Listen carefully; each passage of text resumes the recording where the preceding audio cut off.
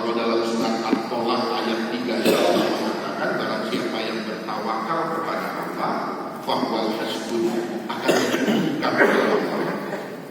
Allah akan mencukupkan semua kebutuhan kita. Bapak Ibu yang dirahmati oleh Allah Subhanahu wa Ta'ala, di player itu saya diminta untuk mengisi tentang mendidik anak.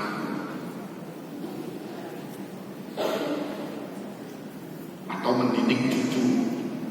Saya melihat bapak-bapak, ibu-ibu, apa yang masih caci. Temanya yang salah. Tapi mungkin saja saya mau mengatakan itu nggak berani, Pak. Like YouTube.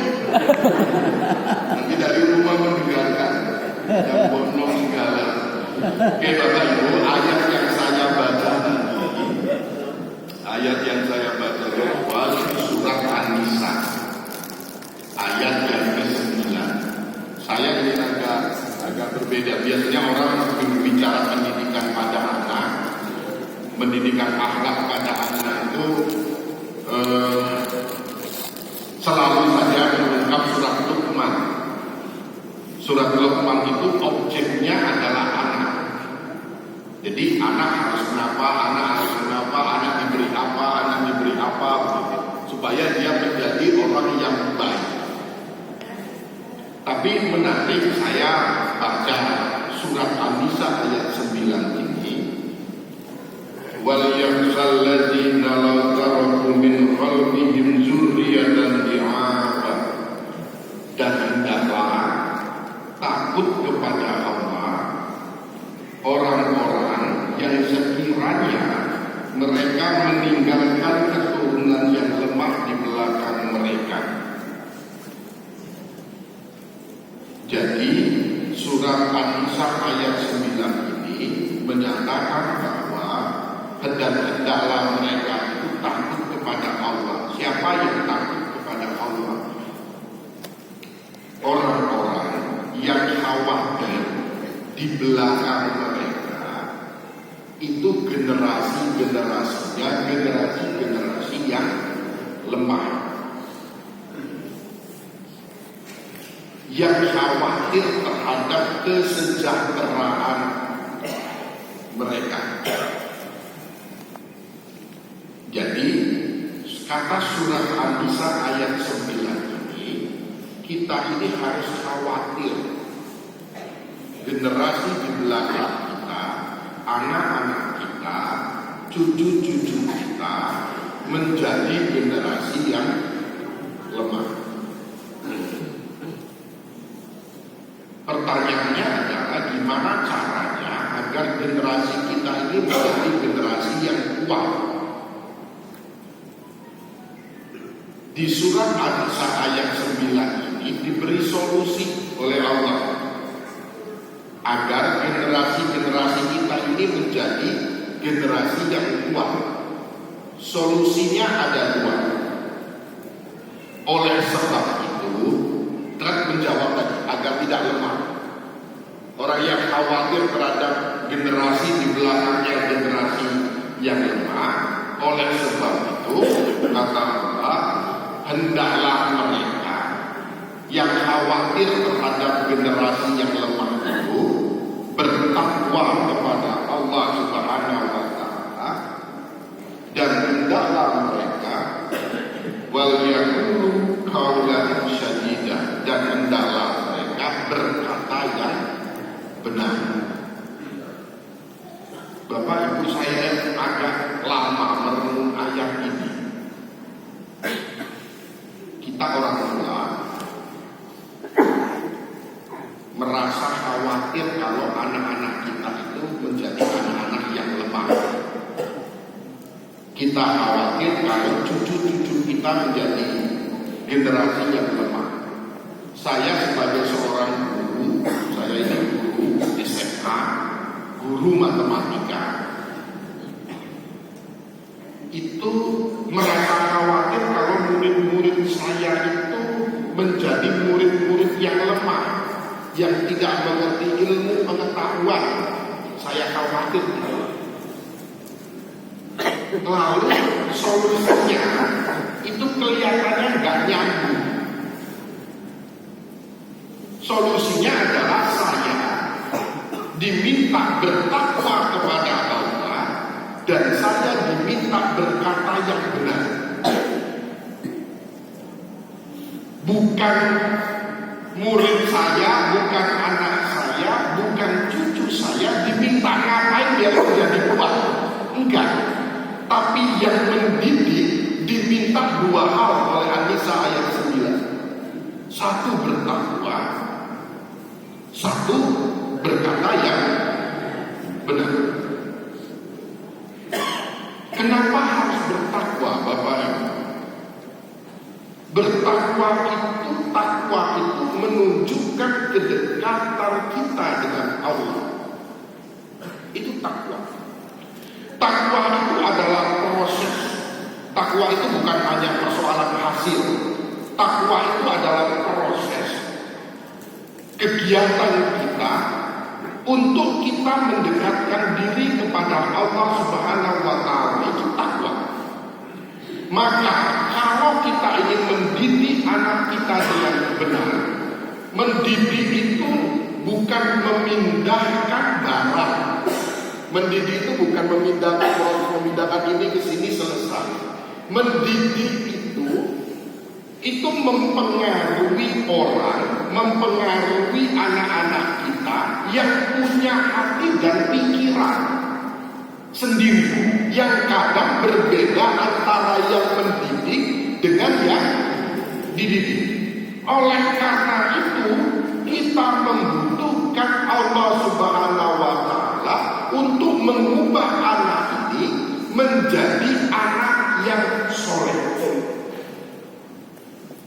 Kita butuh kedekatan dengan Allah Subhanahu wa Ta'ala agar anak-anak kita ini biar bisa lembut hatinya sehingga bisa dididik dengan baik.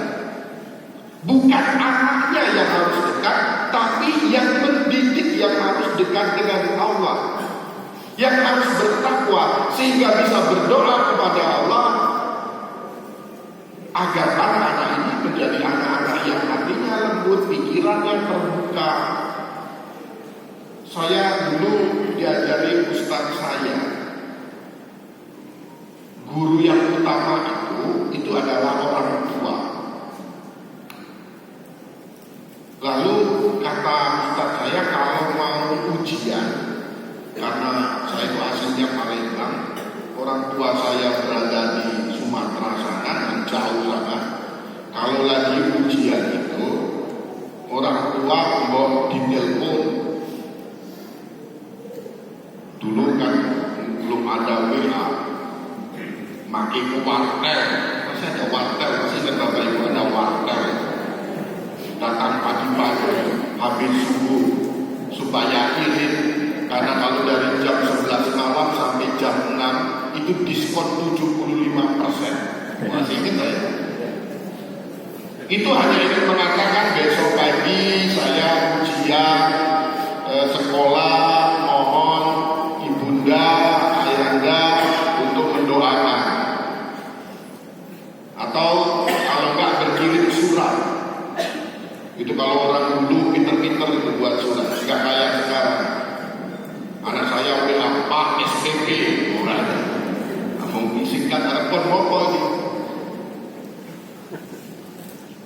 Kalau dulu agak mendayu-dayu kalau kirim surat kepada ayahanda dan ibunda tercinta, ananda di pulau rantau dalam kondisi sehat walafiat. Ujung itu mendayu-dayu itu. Ananda sedang berjuang menggapai cita-cita. Mohon doanya selalu ayahanda dan ibunda agar ananda di pulau rantau Yogyakarta, kota pendidikan ini selalu dikuatkan ujung-ujungnya.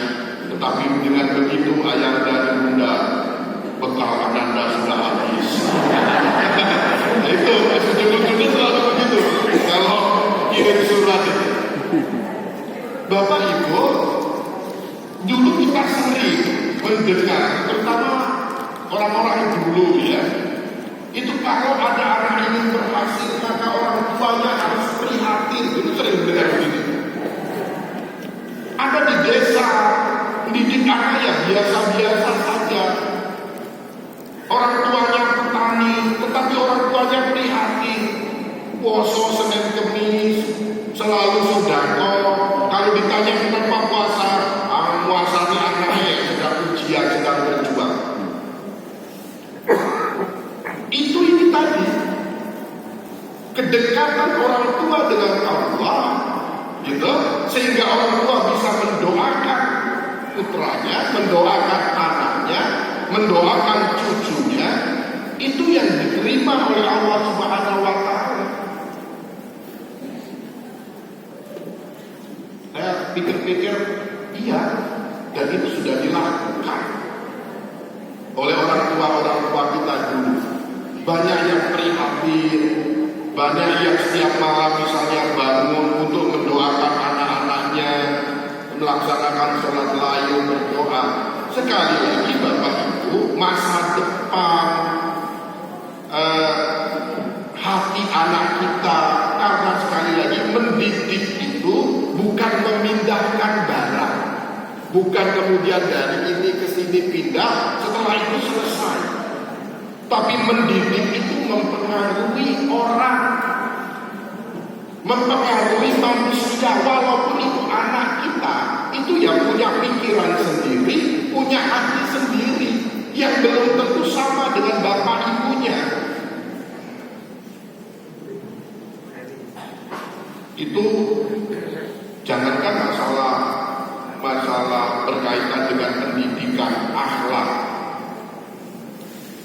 Saya itu sering sekali menghadapi antara orang tua sama anak.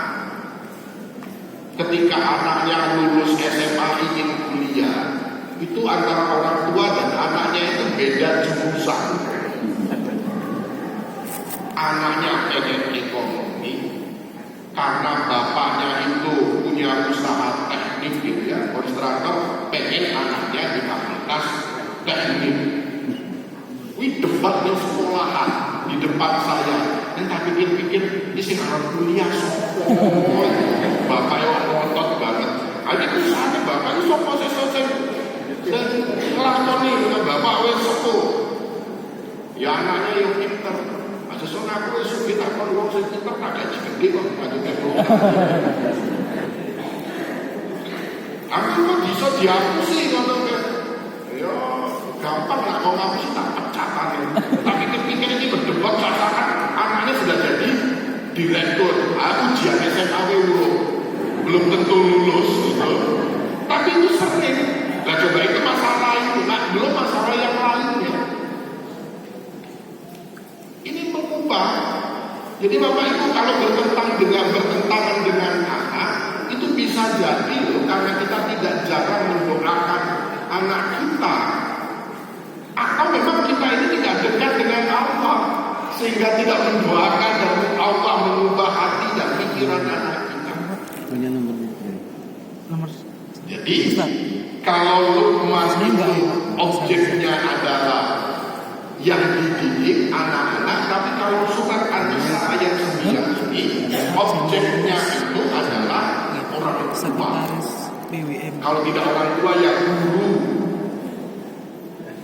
Maka saya selalu ngomong di sekolahan saya itu, tugas kita ini benar mencerdaskan anak-anak, tapi ada satu yang tidak boleh dilupakan, mendoakan anak-anak kita, mendoakan murid-murid kita.